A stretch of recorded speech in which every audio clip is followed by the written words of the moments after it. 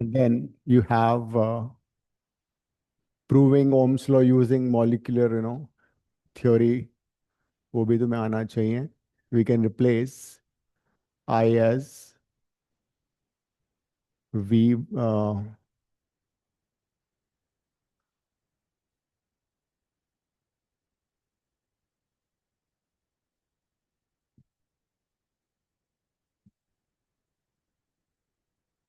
एक तुमने वो फॉर्मूला किया था ना. Acceleration will be force on the electron was E into E if I take the magnitude divided by tau, relaxation time.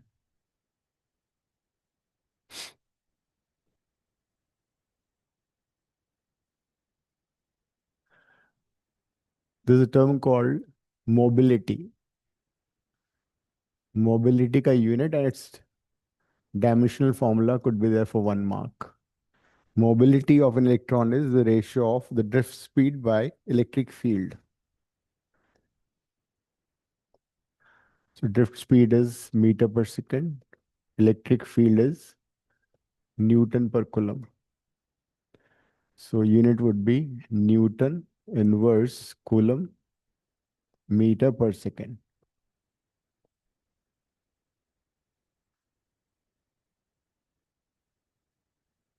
This is a unit of mobility of electron inside a conductor, because once electric field is set up inside a conductor, electrons start drifting, and the average speed is called drift speed, and drift speed divided by electric field is called mobility also.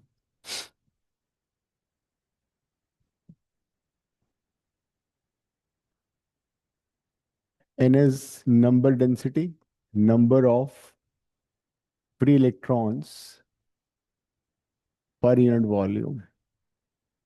It is very high in the case of conductors, around 10 to the power 29 per meter cube.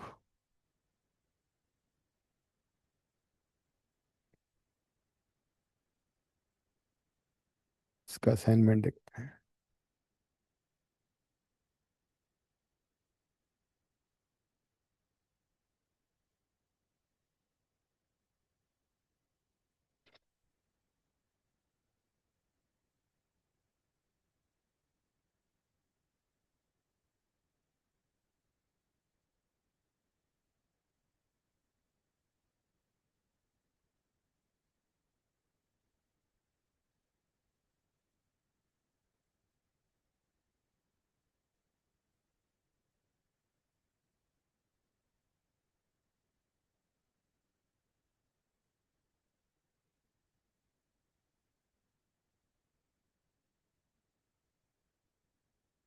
Question number 37 करो एक बार assignment का.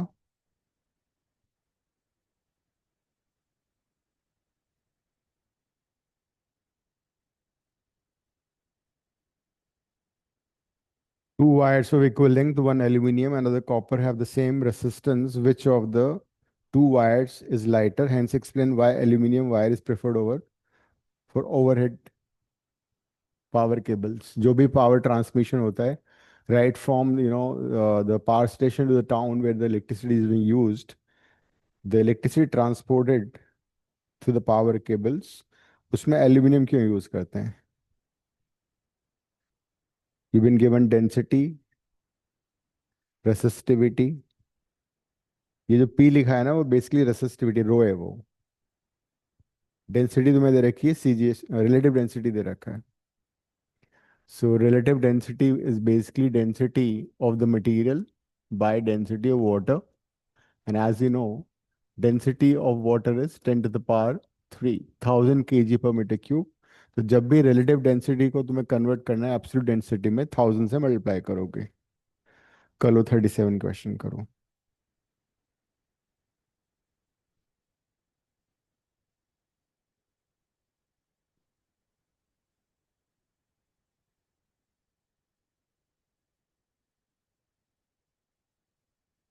फिर इसका 54 भी करेंगे.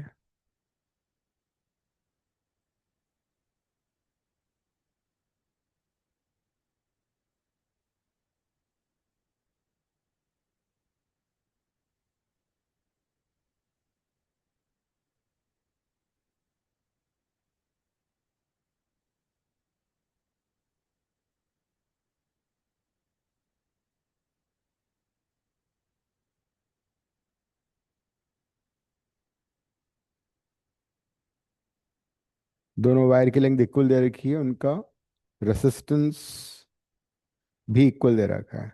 One is copper, another of aluminium.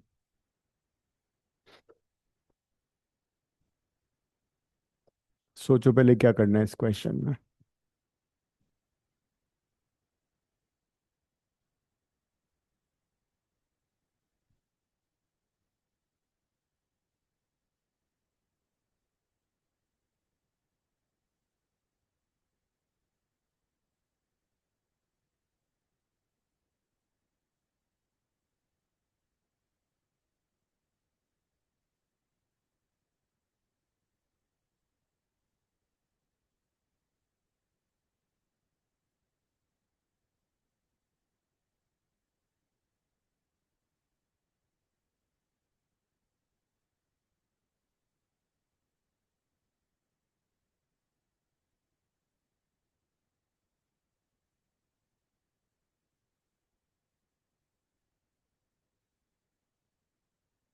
Resistivity of aluminum has been given 2.63 10 to the power minus 8 ohm meter. It is already in SI unit, don't need not convert. Resistivity of copper has been given 1.63 10 to the power minus 8 ohm meter. So no doubt copper is a better conductor. Relative density has been given, so we can find density. Density को मैं D से represent कर रहा हूँ। Density of aluminium हो जाएगा 2.7 into 10 to the power 3 kg per meter cube, and density of copper would be 8.9 into 10 to the power 3 kg per meter cube.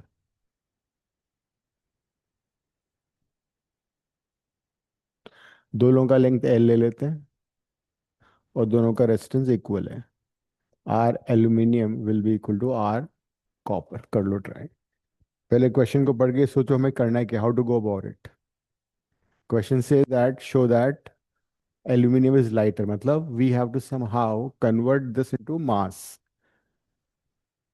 इस information से हमें मास निकालना पड़ेगा, और mass of aluminium will be less than that of the copper. That is the whole idea.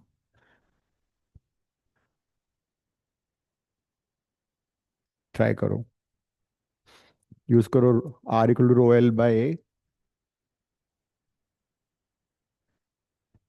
L cut जाएगा,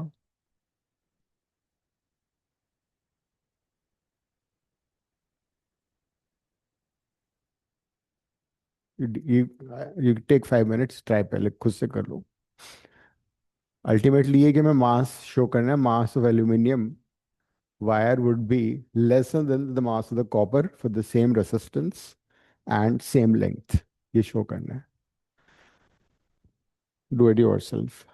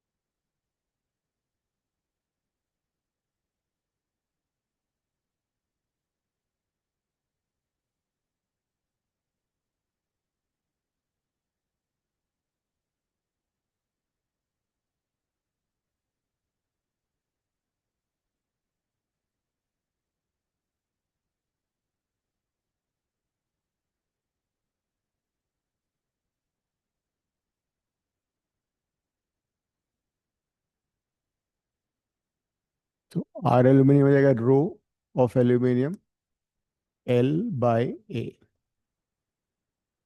and this would be our row of copper into L by A.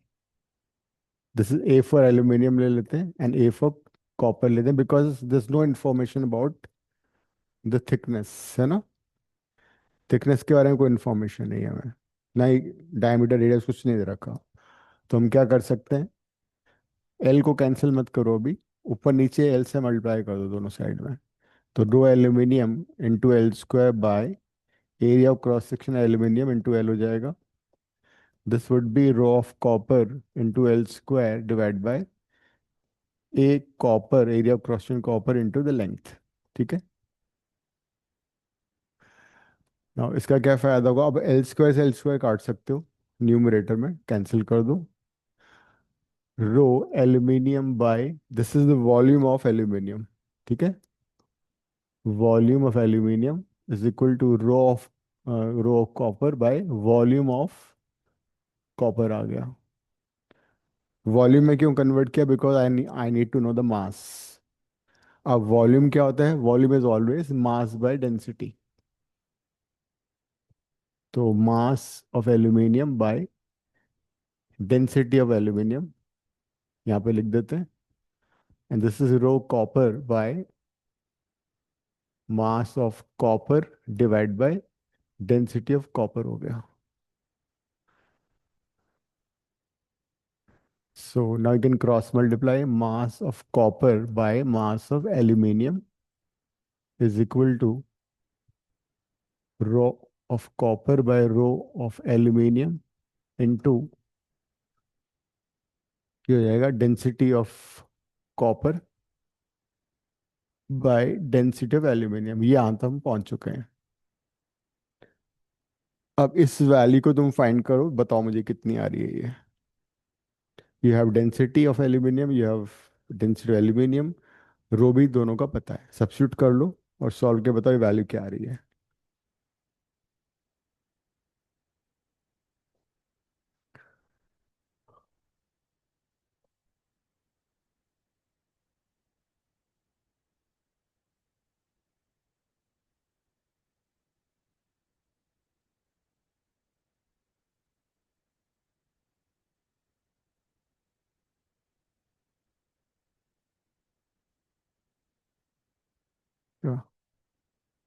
One minute.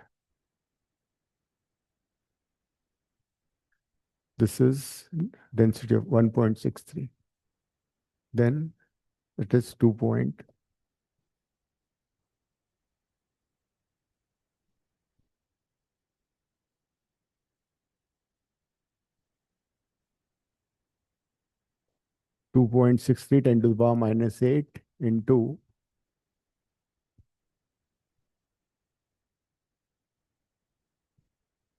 Density aluminium 2.7 है। ये cut जाएगा, ये भी cut जाएगा। 163 into 89 divided by 263 into 27। देखो calculate करके क्या आ रहा है ये।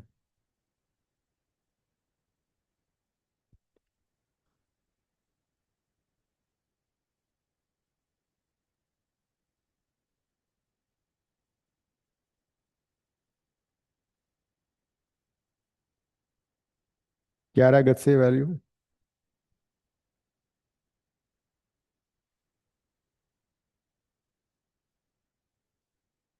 ठीक है तो मैं कर रहा हूँ बस। कर लो।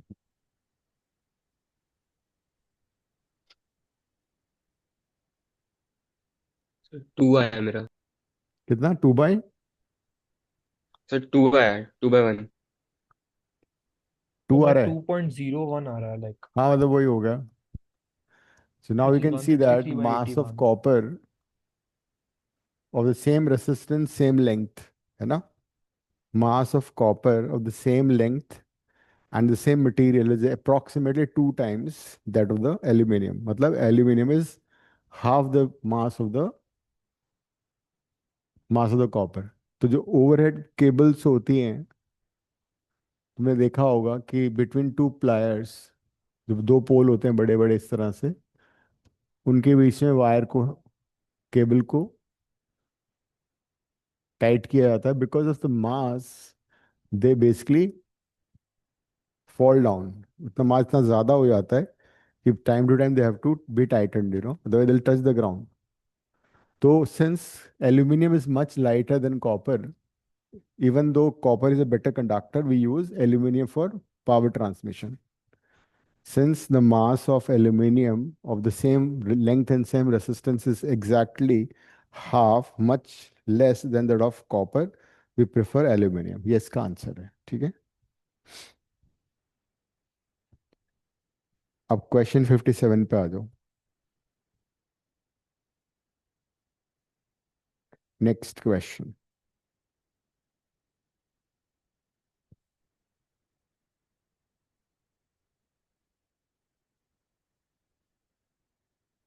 नहीं, कौन सा था? 54 था शायद, 54.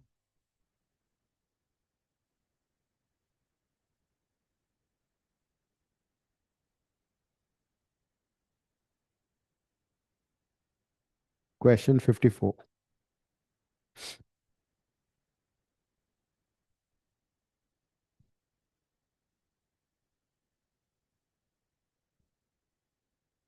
54 and 72.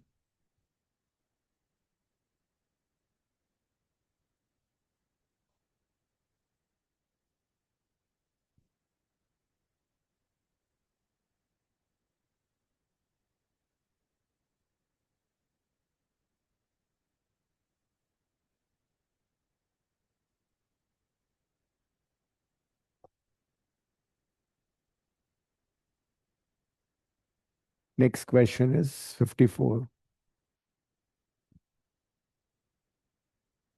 रीड द क्वेश्चन, देखो क्या करना है, देन गो अहेड. अपने आप से करो.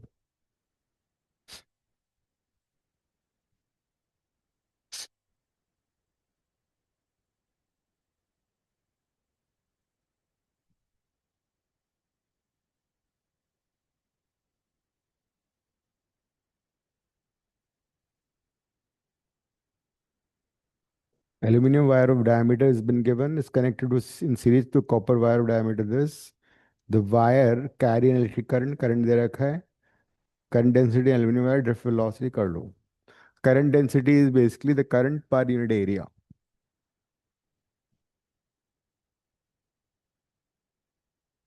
I is equal to NE AVD. So current density is represented by J. It is I by A. Area of cross section, which is NEVD. लिख लेना ये. And as such, area of cross section of the wire is pi r square or pi d square by 4, where d is the diameter.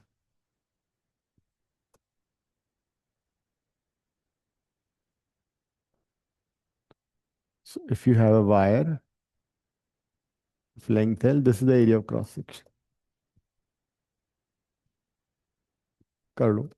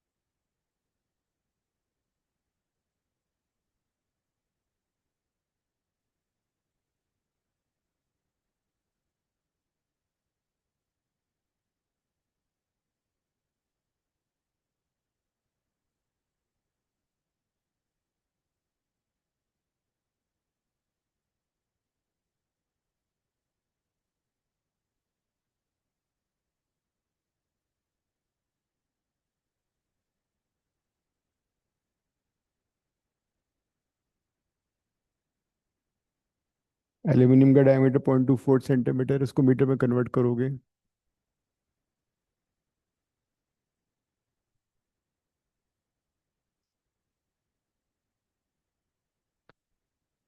Copper का diameter different है, 0.16।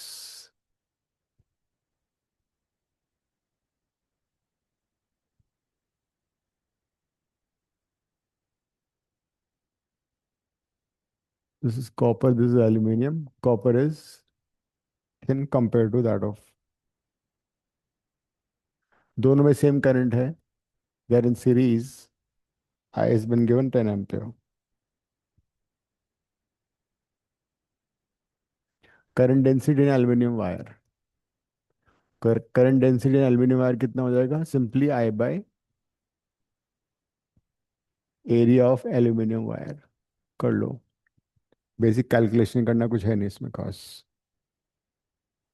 And then drift velocity electron the copper wire. That's the second part. And you've been given number density also in the, दोनों answer बताओ आ रहा हूँ जल्दी से।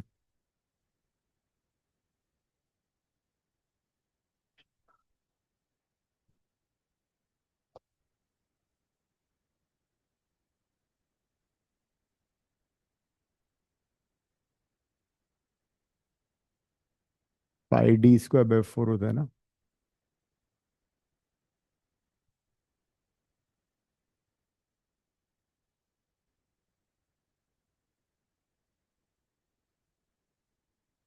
कर लो solve.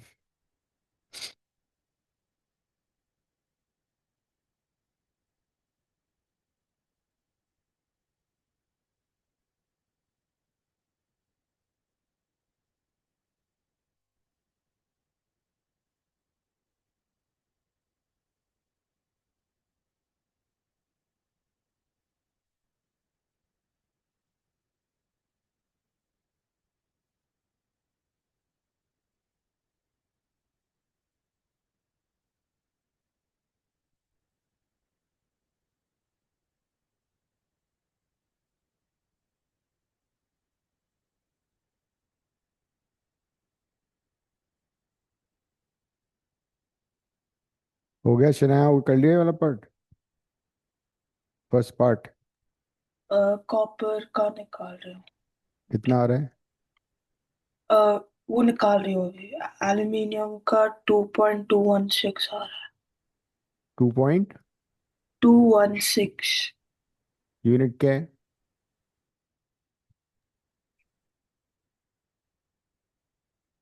Current density unit क्या होगी? Ampere per metre square. और कुछ नहीं आ रहा है इसमें? 10 to the power वगैरह कुछ नहीं आ रहा है? नहीं, नहीं।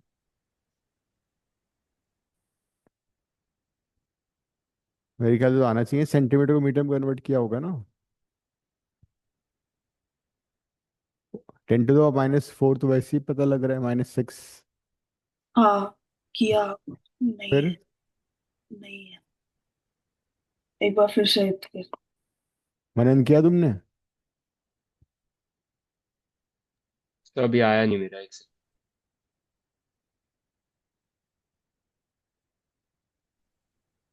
हाँ यही आया सर। अब पावर कितनी आ रही है? कर रहा हूँ एक सेकंड। पावर तो 10⁻⁻12 तो वैसे नीचे आ रहा है डिनोमिनेटर में। नहीं, वो 2.216 इंटू 10⁻⁻6 आएगा। 24 का स्क्वायर कितना होता है? 576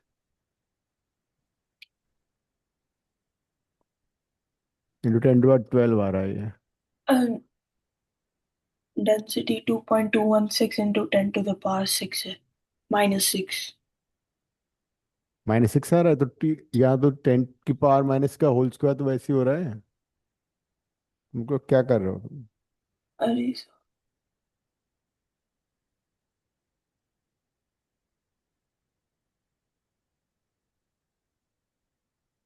आरव तुमने किया? हाँ सर, ऐसा मेरा पावर में नहीं आ रहा सर, 1 मिनट। लेकिन सर आई थिंक 10⁻⁶ ऐसे ही होगा। देखो।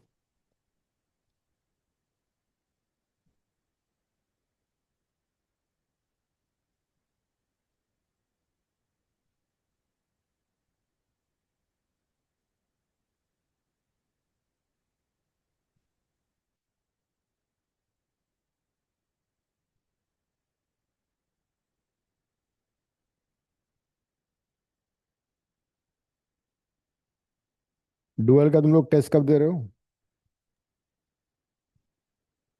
कल। ठीक है।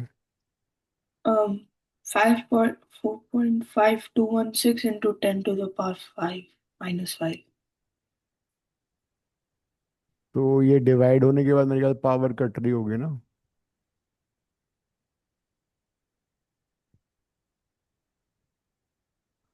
सेकंड पार्ट क्या था? Current density.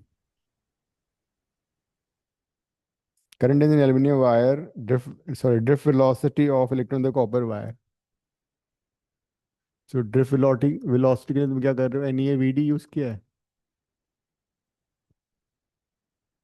We D is I by N E, N दे रखा है। नंबर डेंसिटी कितना दे रखा है? 8.3, 8.4, 10 to the power 24। E of the electron is 1.6, 10 to the power -19। Area of cross section के लिए क्या करोगे? 22/7 कर ले, बिकॉज ये कट जाएगा, है ना। 22/7 बिकॉज 84/7 से कट जाएगा। पाई आर स्क्वायर। आर कितना था कॉपर का? 0.08 हो जाएगा ना, 2 से डिवाइड करके।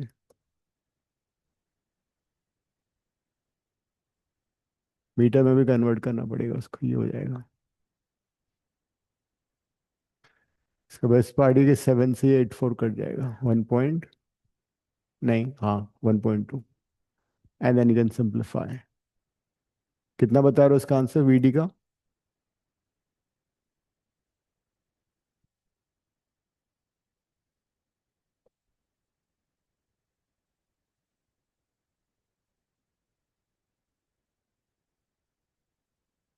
8 स्क्वायर 64 कर दे। पावर्स देख लो बस, ये जाएगा -4, -8, -27, एंड दिस इज 24, तो -3 हो जाएगा ये। So 10,000 divided by 1.2, 22, 1.6 into 64. And this answer would be in meter per second. So that is the drift speed.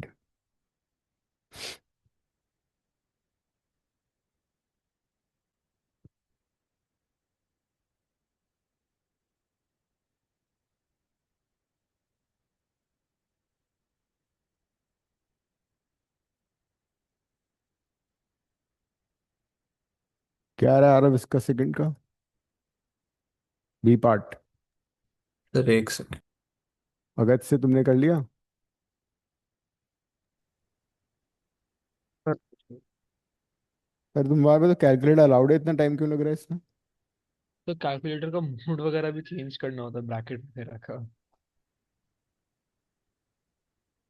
मनन मेरा कैलकुलेटर से करके बैठा हुआ है। कितना मनन आंसर? नहीं किया 3.699। अभी। करो फिर जल्दी से। सर 3.699।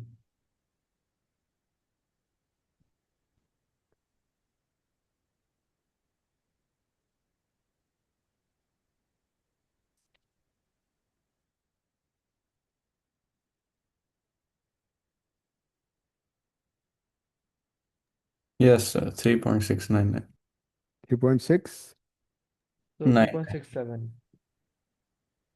राउंड अप करके। और पावर कितनी आ रही है? 10 to the power -4। No power sir.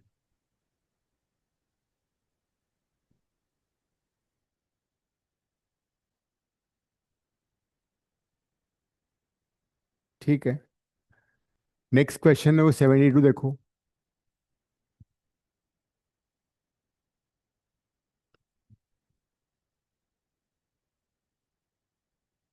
हाँ चलो, कैश ले लो। हाँ, ये वो कार्ड से पेमेंट हो जाएगा ना, कार्ड से तो नहीं हो पाएगा, but 1 minute.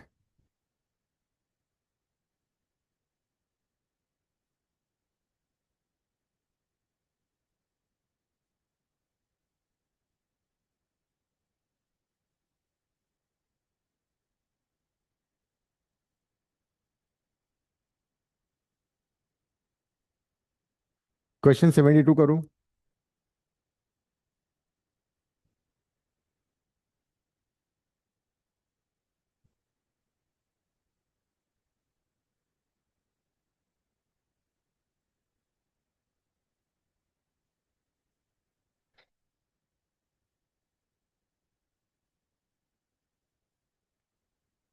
What is the number of free electrons in a piece of silver cross section? This length has been given, weight of silver has been given, density of silver has also been given.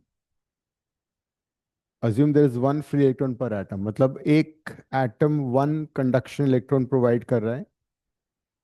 So you need to find the number density.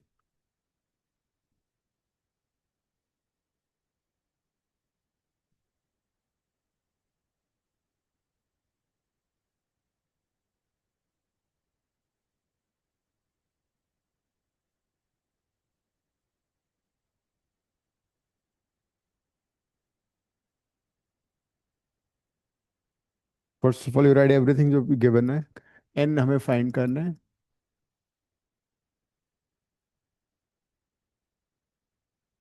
Area of cross section given है 10 to the power minus 4 meters square.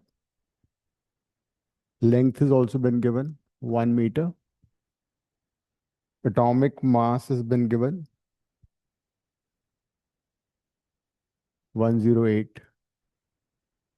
Density of silver has also been given. It is 105 10 to the power 2 kg per meter cube. And it's been given that one atom is providing one free electron, right?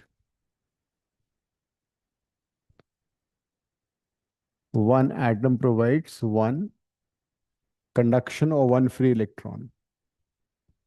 सोचो क्या करना है इसमें.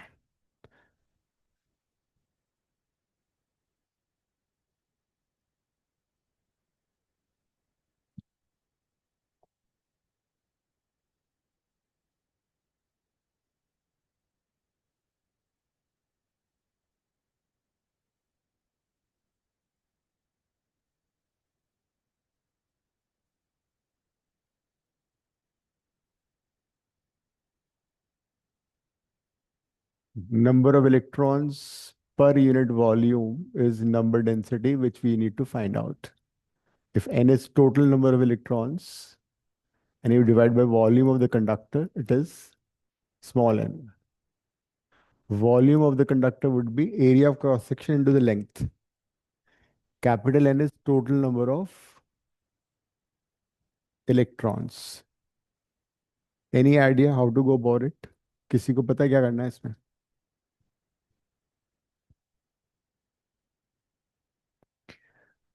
I'll give a slight hint in this for this question. By 1 molar mass, you have 1 Avogadro number of atoms, right? 1 molar mass, that is 108 gram of silver would have 1 Avogadro number of atoms, and one atom is providing one free electron. So you can find total number of electrons, okay? And once you know total number of electrons, that will be capital N. उसको volume से divide करोगे, you will get your answer. Try करो.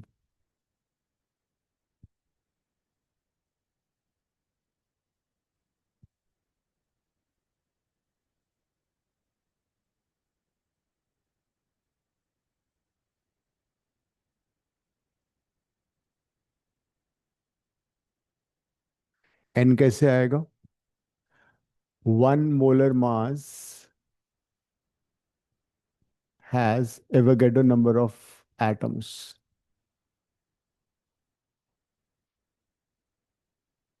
Capital M is molar mass, the atomic mass. So 1 gram would have these many atoms. Suppose one atom is providing P number of electrons. P is basically valency. So this is the total number of atoms in 1 gram.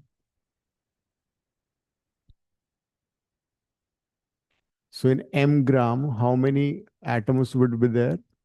Na divided by molar mass into mass of the small m is mass of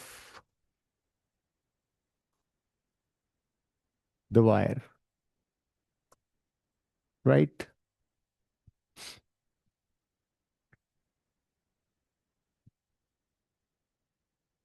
So this will be basically the total number of sir तो यहाँ Na is Avogadro number.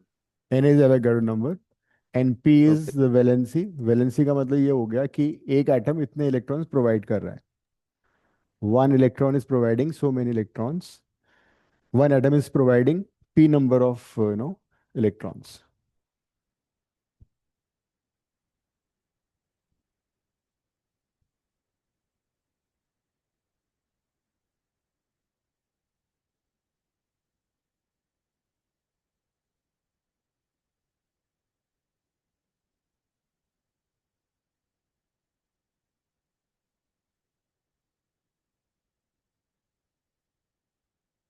कर लो अब.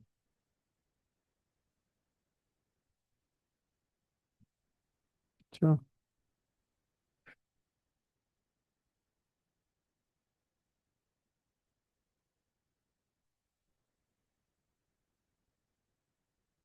तो इस question में P1 दे रखा है हमें. ये तुम एक तरह से फॉर्मूला याद कर लो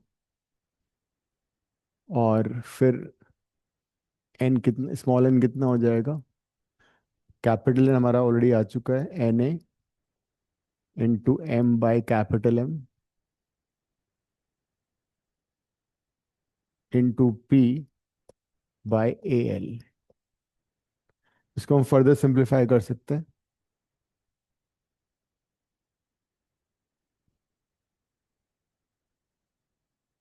Number density would be the mass of the wire, that you can simplify.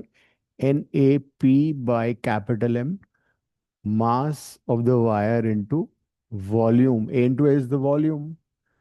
The mass of the wire into A into L will be the volume of the, sorry, density of the, ये density बन जाएगा. So NAP, this is density by capital M. ये तुम्हारा formula हो गया. So straight away we have a formula for number density of electrons. Na is Avogadro number, P is the valency, यहाँ पे 1 है, एक एटम एक इलेक्ट्रॉन प्रोवाइड कर रहा है. D is the density of, वो हमें गिवन है, सिल्वर का density. Capital M is also been given, but ये ग्राम में होगा, इसको केजी में कन्वर्ट कर लेना. यस मनन. सर वैलेंसी से मल्टीप्लाई क्यों किया था? बिकॉज ये है नंबर ऑफ एटम्स, है ना. Capital M is number of atoms. एक एटम एक हाँ. इलेक्ट्रॉन, एक फ्री इलेक्ट्रॉन प्रोवाइड कर रहा है. तो मान लो किसी पर्टिकुलर एलिमेंट में से सपोज सिल्वर की जगह होता आयरन होता, तो इट विल प्रोवाइड 2 इलेक्ट्रॉन्स पर एटम. उसको 2 से मल्टीप्लाई करेंगे. हाँ ठीक तो है. यहाँ पे P1 है, तो सीधा इसमें वैल्यू सब्स्टिट्यूट कर लो, आंसर आ जाएगा. एवोगाड्रो नंबर है 6.023 10⁻23. यही है ना. डेंसिटी दे रखा है 105 10⁻2. मॉलिक्यूलर मास इज 108 ग्राम. उसको केजी में कन्वर्ट करो. So that will be your answer. अगर मास दिया होता तो हम ये यूज कर लेते. डेंसिटी अगर नहीं दी होती, मास दिया होता, will use this.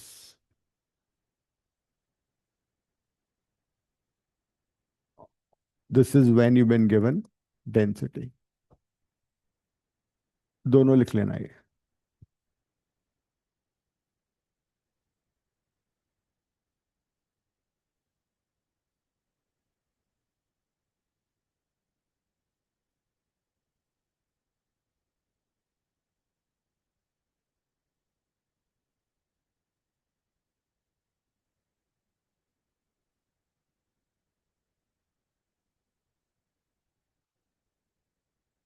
Value substitute करो.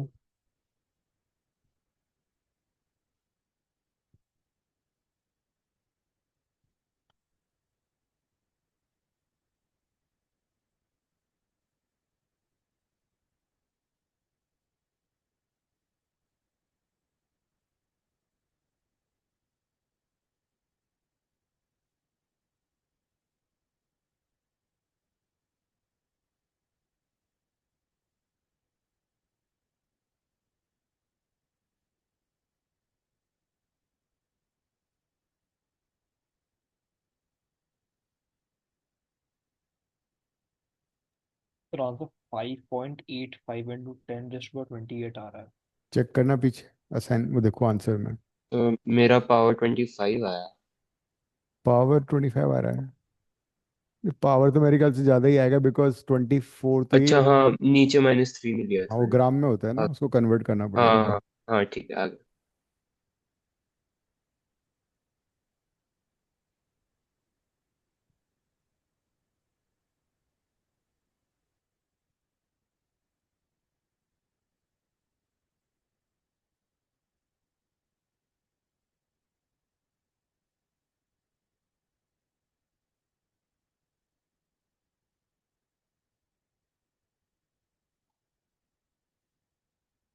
हो गया।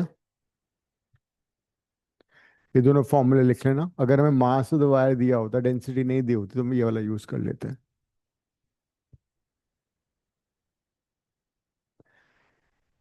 Next is cell terminal potential of a cell, EMF of a cell, and combination of cells. Cell is a device which converts chemical energy into electrical energy.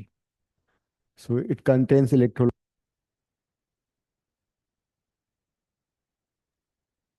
Sir आपकी आवाज नहीं आ रही। आवाज नहीं। आवाज चली गई।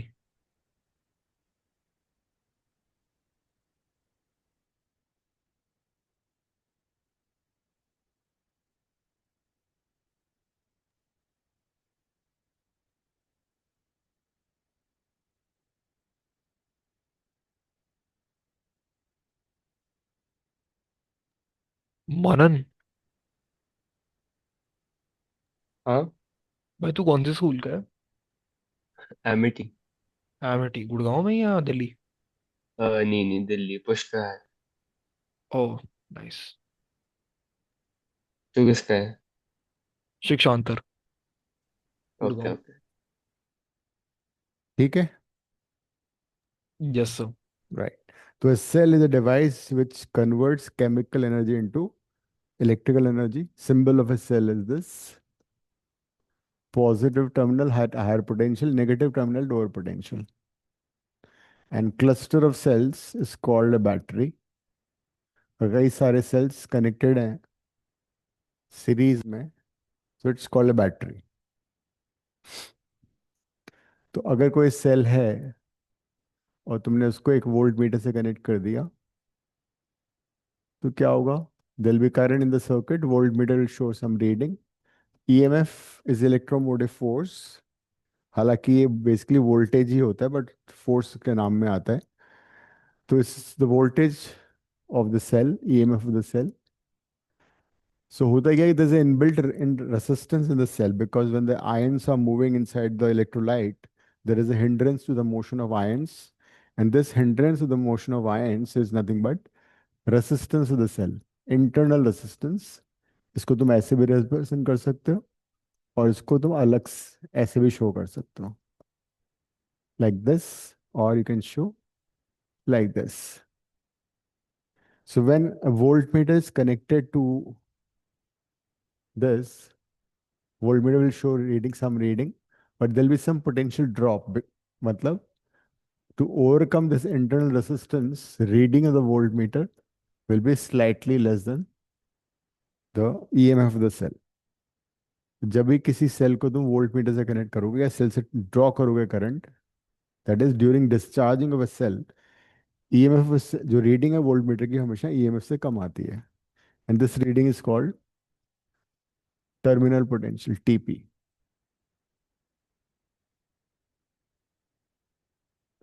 लेकिन अगर I जीरो होगा तो क्या होगा? The reading of the voltmeter would become equal to E only. Now we can define what is terminal potential of a cell. Terminal potential of a cell is potential difference across two terminals of a cell when circuit is closed. Electricity में circuit close का मतलब ये नहीं होता सब कुछ बंद है, क्लोज का मतलब करंट फ्लो कर रहा है. So when circuit is closed, current is flowing, the reading or the voltage across the two terminals of a cell is called terminal potential. and terminal potential will be less than EMF when the cell is being discharged. जब cell से current draw होता है उस case में potential terminal potential हमेशा EMF से छोटा आएगा। तो terminal potential E minus I R है ना। So that is terminal potential. EMF कैसे डिफाइन करोगे? EMF of a cell equals to potential difference between two terminals of a cell when the circuit is open. Open circuit में current zero हो जाएगा। So potential difference between two terminals of a cell when circuit is open is called EMF. तो terminal potential EMF से छोटा होगा जब cell discharge होता है। लेकिन कई बार क्या होता है, हम सेल को चार्ज भी करते हैं। तुम देखा होगा कुछ चार्जेबल सेल्स आते हैं तो उनको हम चार्ज भी कर सकते हैं, रिचार्ज कर सकते हैं। तो उस सिचुएशन में क्या होता है कि उस सेल को तुम एक एक्सटर्नल बैटरी से कनेक्ट करते हो और एंड देन इस एक्सटर्नल बैटरी से करंट चलता है। And that situation terminal potential across two terminals of a cell will be E plus IR. तो अगर कोई सेल चार्ज हो रहा है एक्सटर्नल सोर्स से, उस केस में टर्मिनल पोटेंशियल EM से बड़ा आता है। कंसेप्चुअल में एक क्वेश्चन आ सकता है। During discharging terminal potential would be less than EMF, but during charging of a cell, terminal potential would be more than EMF of the cell. ये लिख लेना। दूसरी बात, volt meter works on the principle of deflection method. तो जब भी volt meter से मैं रीडिंग लेनी है ईएमएफ की तो मैं इसको कनेक्ट करना पड़ेगा। And the moment you connect it, some potential drop will be there across internal resistance cell, इसलिए रीडिंग उसकी थोड़ी सी कम आती है। So to avoid this we use potentiometer. Potentiometer works on the principle of zero deflection. तो मैंने notes में पोटेंशियोमीटर के बारे में सारा दे रखा है। तो उसमें क्या होता है, करंट जीरो होगी, जब करंट जीरो होगी तो रीडिंग हमेशा ईएमएफ के बराबर आती है। Then you can connect cells in different ways. Like if you connect cells like this, so this is called series combination of cells. सारे के सारे सेल्स के टर्मिनल्स एक ही डायरेक्शन में करंट को सेंड कर रहे हैं। इनके internal resistance R1, R2, R3। तो उस केस में क्या होता है, we can apply Kirchhoff's law like this and it would be E1 plus E2 plus E3, and there'll be potential drop across the internal resistances also, वो सारे add हो जाएंगे इसमें। तो EMF का जो सम है it will be basically equal to I into sum of internal resistances plus the external resistance given over here. So current in such a situation would be like this: sum of EMFs, because all the cells are connected in such a way that they send current in the same direction, divided by sum of all the internal resistance plus external resistance। ये हो जाता है formula. इसका भी derivation notes में है। हालांकि it will be there for two cells, most probably parallel combination का आएगा, सीरीज का जनरली नहीं आता है। इसमें न्यूमेरिकल आ सकता है। And in case all the cells are identical, फिर क्या होगा? In case of identical cells सभी के ईएमएफ ऐड हो जाएंगे बिकॉज दे सेम, रेसिस्टेंस भी ऐड हो जाएंगे, एनआर हो जाएगा plus R. If all the cells have same EMF and same internal resistance, then you have this formula.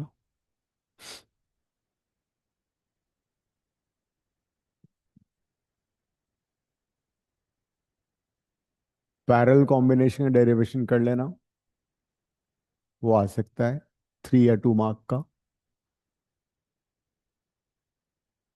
Notes में इज बिन देयर, वो कर लेना।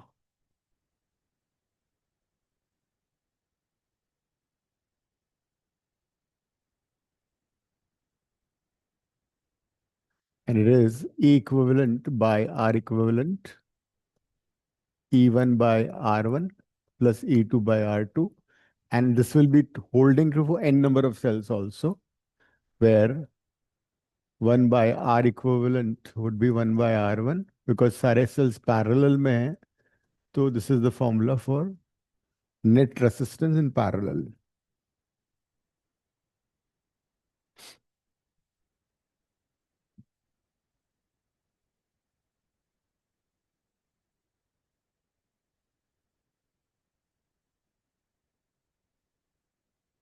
And in case you have identical cells connected in parallel, फिर क्या होगा?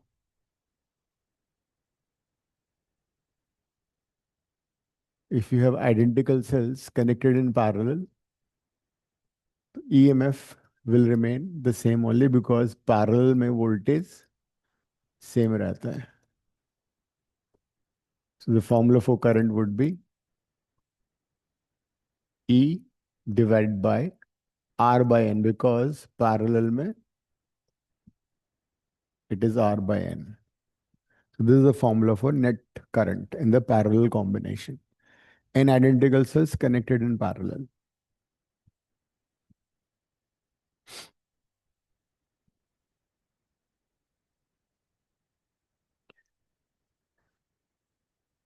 It may be possible that you have some number m into n number of cells, and out of those number of cells, some are in series and some are in parallel. फिर क्या होगा? सारे identical है, ठीक है? So they are connected like this, and then they are in parallel also to some external resistors. Suppose एक row में you have n cells, and such how many rows are there? M rows are there. तो उस situation में क्या होगा formula? Since series में you have n cells, तो उन सबके EMF ऐड हो जाएंगे. सीरीज में रेसिस्टर भी ऐड हो जाएंगे NR, बट पैरेलल में M है तो ये ऐसे फॉर्मूला बन जाएगा. दूसरी बात, ऐसे कॉम्बिनेशन में power consumed will be maximum only when external resistance equal to the internal resistance of the cell. When this term is equal to this, power consumption is maximum. लिख लेना.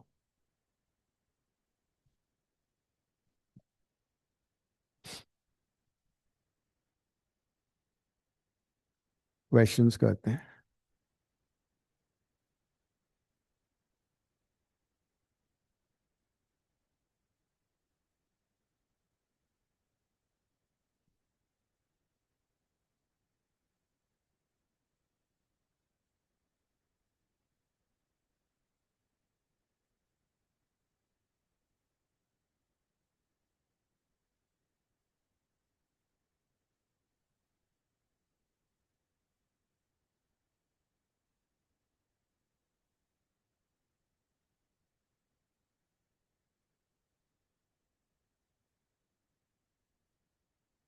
क्वेश्चन 126 करो assignment का.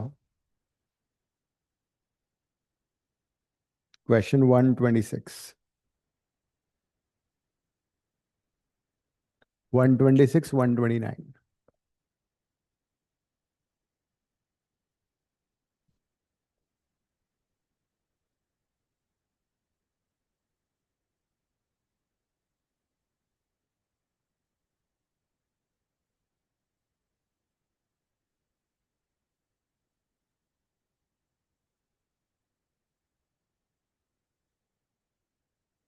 पहले 126 फिर 129 करोगे.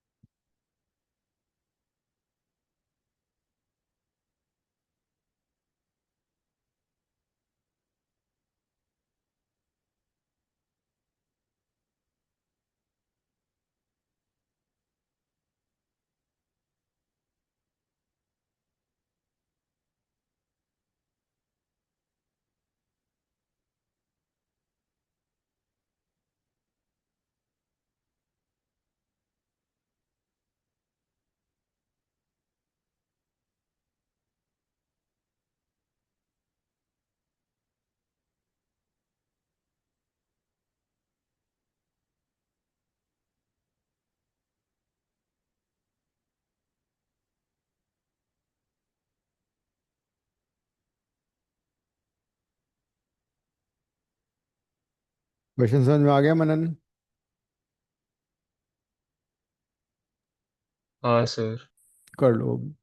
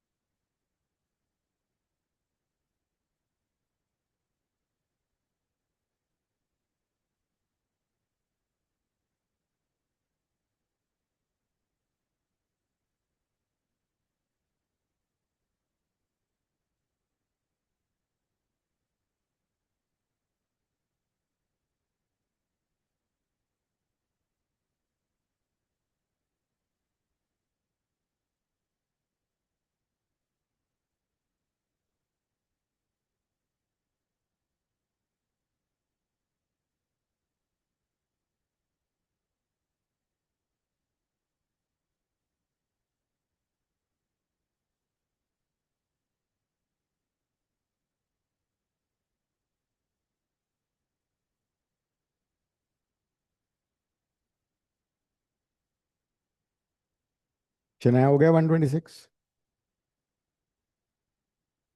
नहीं sir, कर रही हूँ। मनन प्री बोर्ड का डेट क्या है फिजिक्स का? सर 9th को है। अच्छा।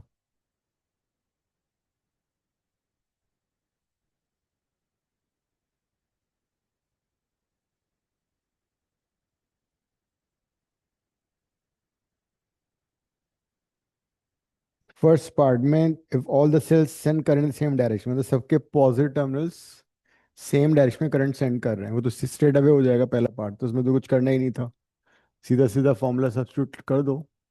एन दे रखा है 10, आर कितना दिया हुआ है 0.5 ohm, small R that is internal resistance, and external resistance दे रखा है 10 ओम। ईएमएफ कितना है 1.5 वोल्ट। तो ए पार्ट में करंट सीधा सीधा हो जाएगा N E divided by N R plus R, substitute कर दो। इसमें तो कुछ करना नहीं है। बी पार्ट में थोड़ा दिमाग लगाना है, सोचना है तुम्हें। This is 1.5 and R, N is 10, R is 0.5 plus capital R. So 15 divided by 5 plus 10. 1 ampere is the answer, है ना? Yes first sir. पार्ट का आंसर है 1 एम्पियर।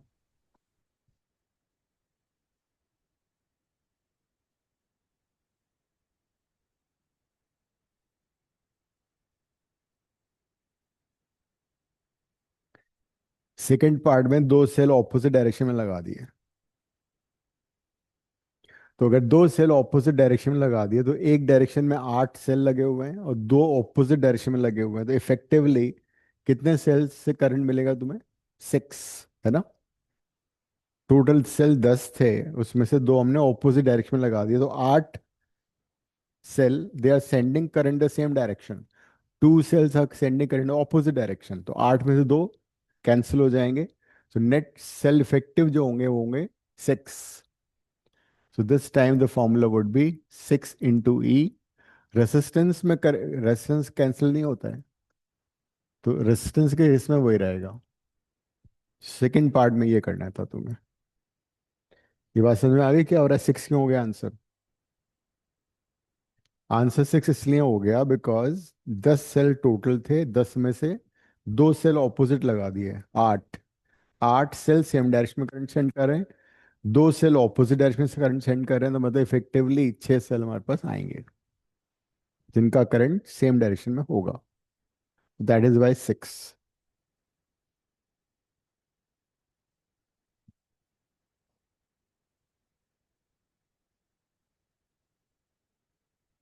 इसका सीधा फॉर्मूला ये होता है कि suppose you have total number of cells n, m cells in opposite direction,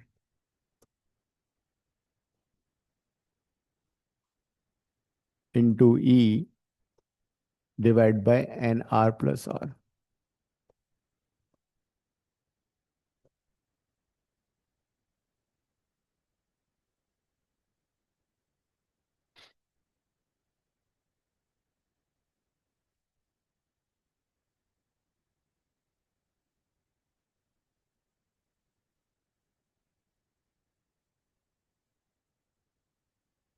next करो 129 करो, क्वेश्चन 129।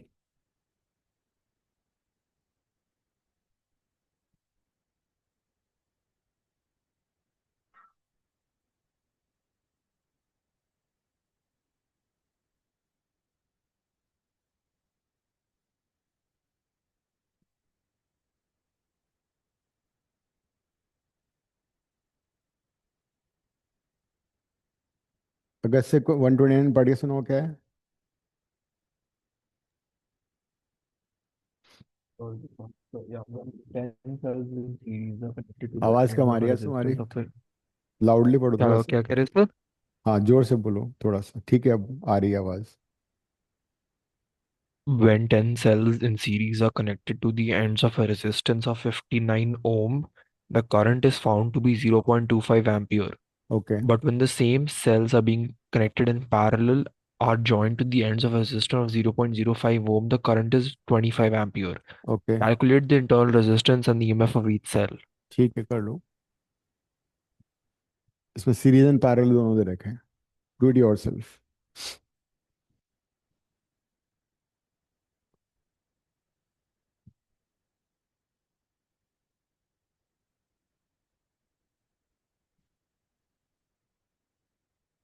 एक बार सीरीज एक बार पैरेलल, दो अननोन है तुम्हारे पास, हो जाएगा solve. Two equations two unknowns.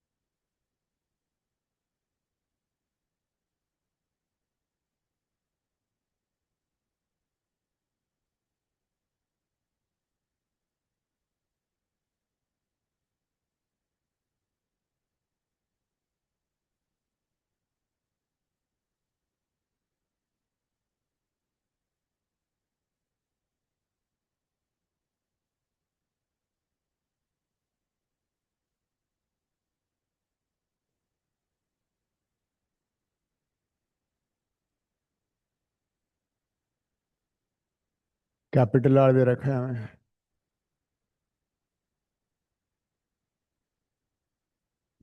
Number of sales भी दे रखे हैं। जब सीरीज में कनेक्टेड है तो 0.25 करंट है। I is 0.25, फॉर्मूला होगा 10 into E divide by 10R plus capital R. This is the first equation. When joined in parallel, then the current is 25 ampere. So 25 is equal to, इस series का था, ये parallel का है। Parallel में E ही रहेगा voltage, ये हो जाएगा R/10। एक्सटर्नल रेजिस्टेंस कितना दिया हुआ है? 0.05।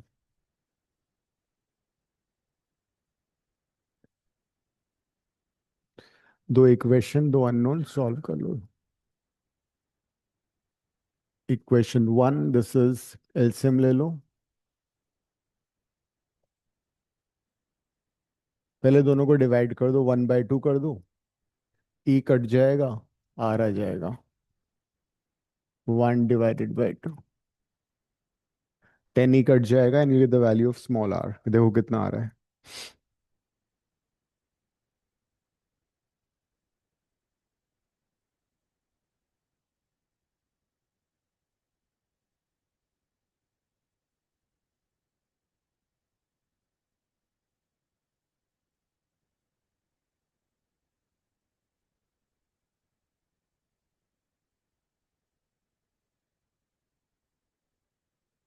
शने आंसर बताओ कितना आ रहा है।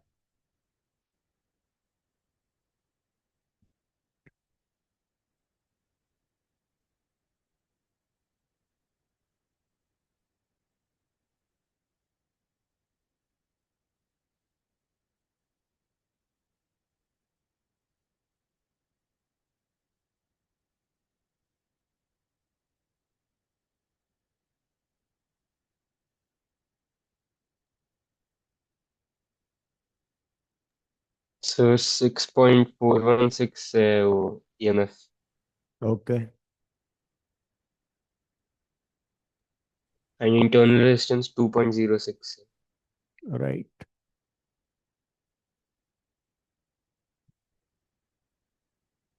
तो ये रहा 9 इज इक्वल टू 90R है ना, R.1 है।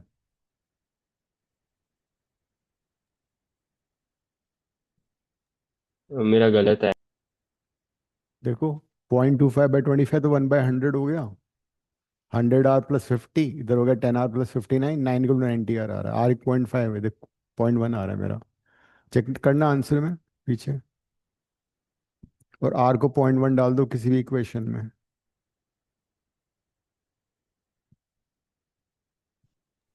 सर R 0.1 ओम आ रहा है। 0.1, हाँ जी, ठीक है। 129 के अंदर एंड वोल्टेज इज 1.5। हम्म, अब इस हाँ R आ को गया। सब्स्टिट्यूट कर दो 1 में। मनन तुम टेस्ट क्यों नहीं देते भाई? तुम पुराने टेस्ट ले लो जो भी तुम्हारे मिस हुए हैं, ऑनलाइन करके भेज दो मुझे। Okay sir. whenever you have time, write those tests। Test देने से डर भागेगा फिजिक्स का।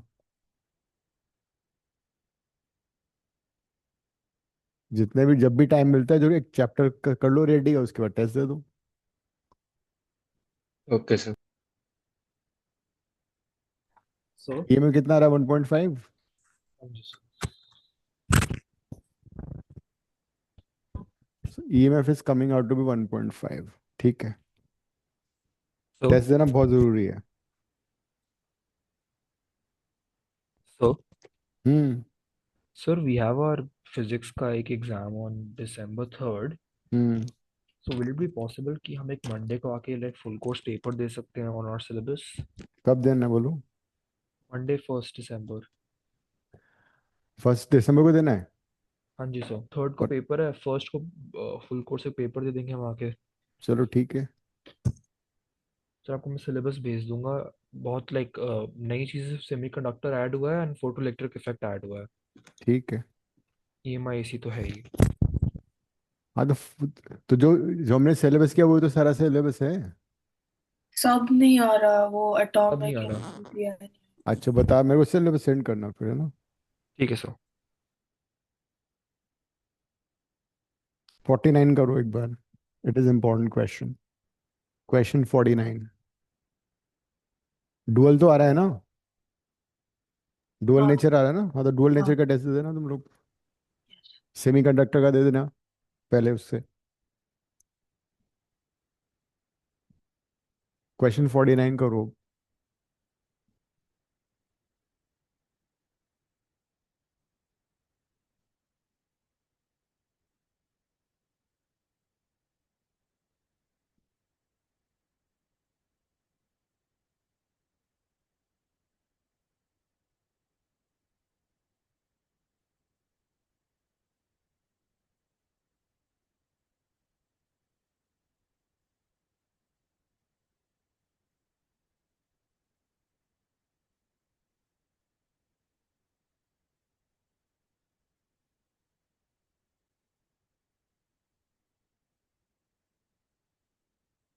मतलब एटम्स नहीं आ रहा इसमें, मुझे लग रहा है बस। एटम्स और डुअल न्यूक्लियर नेचर नहीं भी आ आ रहा, रहा बाकी तो सारा वही है।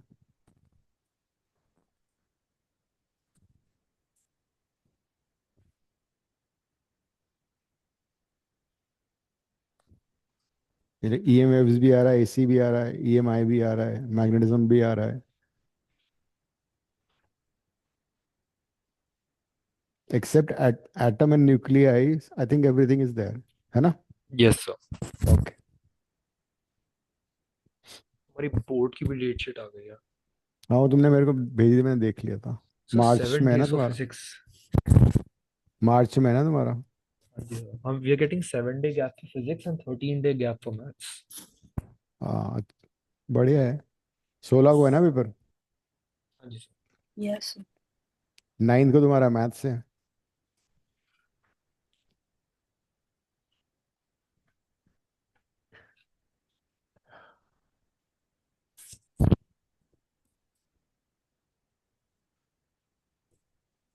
सीबीएसई में तो मेरे ख्याल से पहला ही बोर्ड इनका पहला कौन सा है तुम्हारा मनन। फिजिक्स ही है, इंग्लिश है। फिजिक्स ही है सर। हम्म। क्या डेट है, 22nd 21st। Sir pre board या बोर्ड? Board board. अच्छा बोर्ड सर पता नहीं। अच्छा।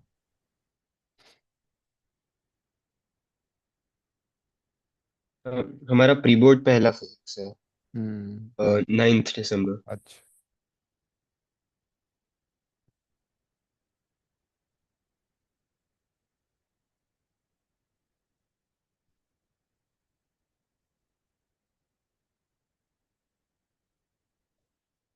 हाँ तो प्री बोर्ड के बाद तुम जेई की तैयारी में लग जाना, और क्या, जेई का तुम्हारा है ही सही।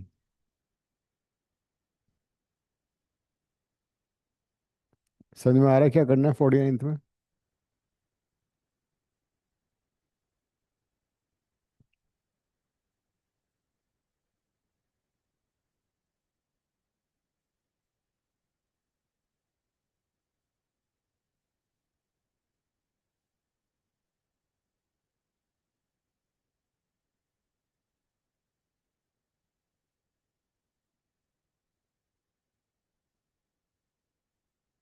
EMF दे रखा है, inductance now is connect to variable resistor, plot a graph showing the variation of terminal potential V.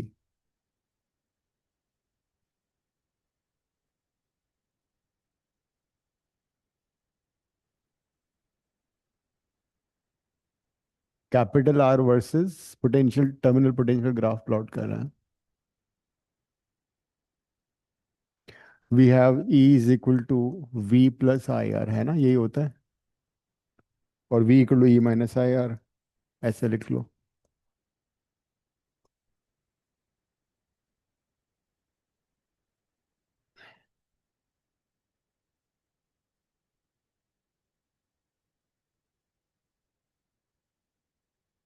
Capital R variable है।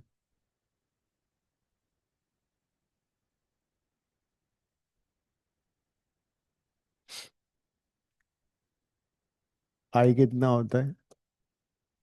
I होता है basically E plus R plus current. If you have a cell connect to external resistance R, cell का अपना internal resistance small are है, तो current होता है, एक तो करंट को हटा देते हैं बिकॉज करंट का कोई रोल नहीं है यहाँ पे, तो V is equal to E minus I की जगह E by R plus R डाल दो। देखो क्या आ रहा है फिर ये तो कॉमन आ जाएगा। हम्म फायदा हो रहा है कुछ।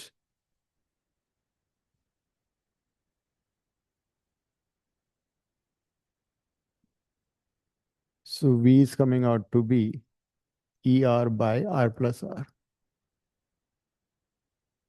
ये आ रहा है ना?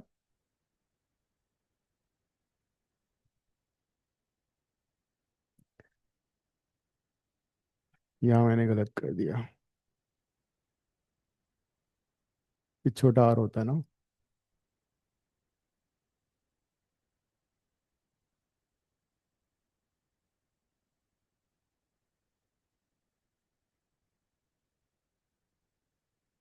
So E R by R plus R.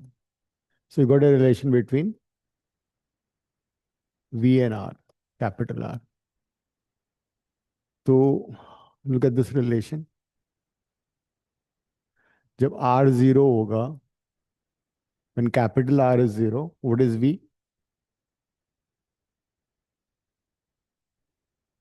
V is also zero. ठीक है, तो ग्राफ यहाँ से शुरू होगा,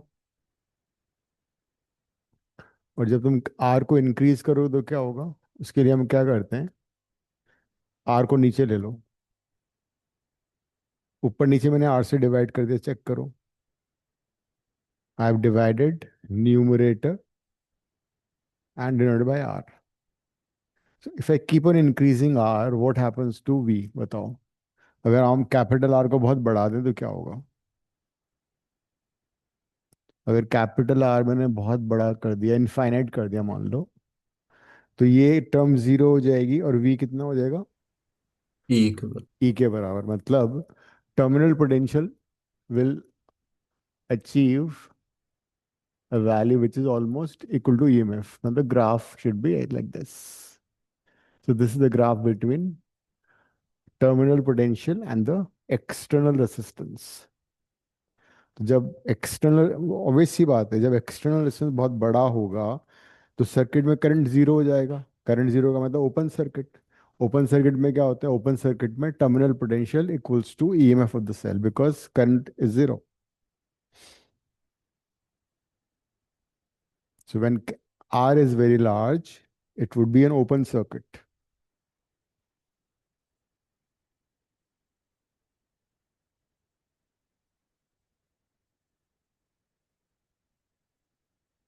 क्वेश्चन 61 देखो जरा, ये भी इंपॉर्टेंट क्वेश्चन है।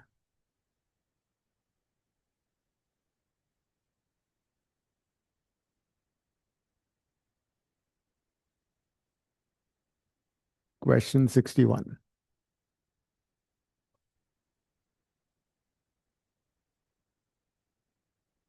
इसमें ग्राफ गिवन है, ग्राफ से वैल्यू आइडेंटिफाई करके तुम्हें ईएमएफ निकालना है और इंटरनल रेजिस्टेंस भी फाइंड करना है। This is V versus I graph.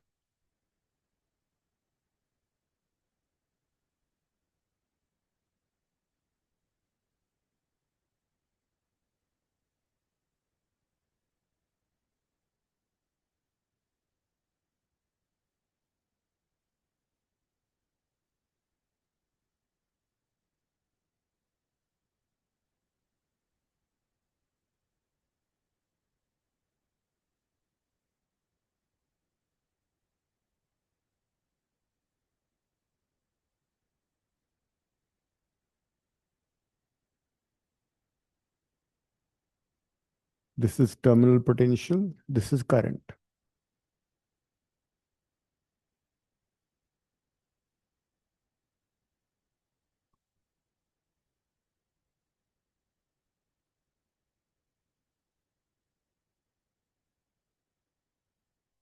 2.8 के corresponding current is 1 ampere. 3 cells connected हैं. So look at this point. This point.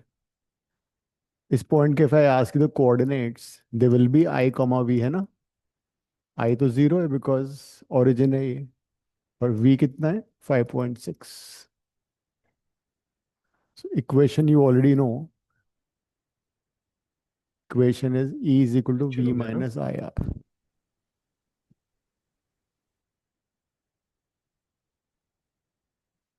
I horizontal axis में है ना? तो E is 5.6. No, V is 5.6. I is 0. तो E आ गया 5.6. लेकिन this is 3 cells. So this is 3 into EMF of 1 cell. तो हर cell का EMF कितना हो जाएगा? 5.6 by 3. बिकॉज 3 सेल्स सीरीज में कनेक्टेड है. जब करंट 0 होता है तो वोल्टेज EMF के इक्वल होता है. दूसरा तुम क्या ले सकते हो? यहाँ पे कोऑर्डिनेट्स क्या हैं इसके? EMF 0 है और करंट 2 एम्पियर है ना? तो current is 2 ampere, voltage is 0. इसको भी सब्स्टिट्यूट कर सकते हो तुम.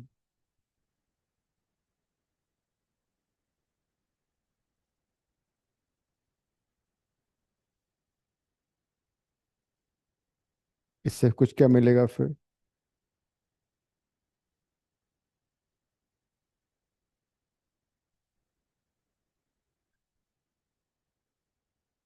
इसमें सब्स्टिट्यूट करो.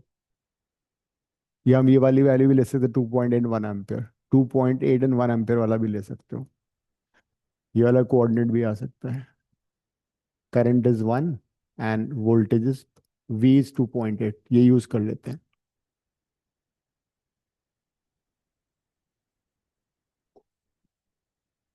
तो EMF ने ऑलरेडी निकाल लिया है.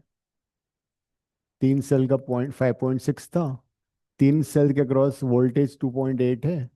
करंट हमें दे रखा है 1. R आ जाएगा. तो IR is equal to 2.8. I कितना था? I तो 1 था. ये 1 हो गया. तो this is 2.8 ohm for 3 cells. तो एक सेल का कितना हो जाएगा?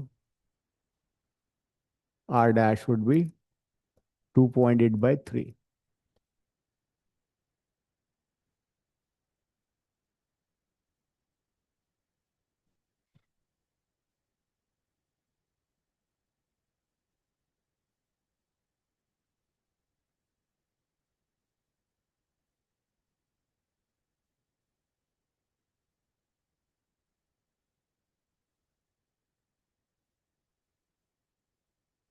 तो कॉन्सेप्ट सारे हमारे अब हो चुके हैं. अगले क्लास में I start with PYQs of electricity. Meanwhile जो लोग कल दे रहे हैं ऑफलाइन टेस्ट दे देना, वरना आई सेंड ऑनलाइन. ठीक है?